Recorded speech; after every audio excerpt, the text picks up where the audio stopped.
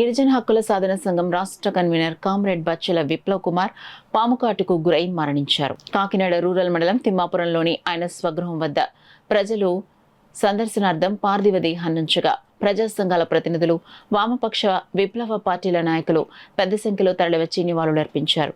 ఆంధ్రప్రదేశ్ జన సాంస్కృతిక మండలి సభ్యులు, సిపిఐ ఎంఎల్ లిబరేషన్ సభ్యులు డాక్టర్ చెన్నబెల్లి సత్యనారాయణ విప్లవ కుమార్ పార్థివ దేహంను సందర్శించి అరుణ పతాకాన్ని నుంచి ఘన నివాళులర్పించారు. తిమ్మాపురంలోని ఆయన స్వగృహం నుంచి అంతిమయాత్ర ప్రారంభమై వివిధ వామపక్ష విప్లవ పార్టీల నాయకులు, ప్రజా సంఘాల ప్రతినిధులు, కార్యకర్తలు, ప్రజలు పెద్ద సంఖ్యలో పాల్గొని నివాళులర్పించారు. అనంతరం తిమ్మాపురం శ్మశాన వాటికలో అంత్యక్రియలు నిర్వహించారు. విప్లవ్ కుమార్ సిపిఐ లిబరేషన్లో పలు సంవత్సరాలు పనిచేసి పేద గిరిజనులు, దళితులు, వెనుకబడిన వర్గాల భూ హక్కుల కోసం అనేక ఉద్యమాలకు నాయకత్వం వహించారు. ఆయన కృషితో ఉమ్మడి తూర్పుగోదావరి జిల్లాలో వేలాది ఎకరాల భూములు పేదలకు పంపిణీ అయ్యాయని సహచరులు గుర్తు చేశారు. గిరిజన హక్కుల సాధన సంఘం రాష్ట్ర కన్వీనర్గా ఆదివాసీల సమస్యల పరిష్కారానికి కృషి చేసిన ఆయన వైద్య శిబిరాలు, సామాజిక సేవా కార్యక్రమాల్లోనూ చురుగ్గా పాల్గొన్నారు.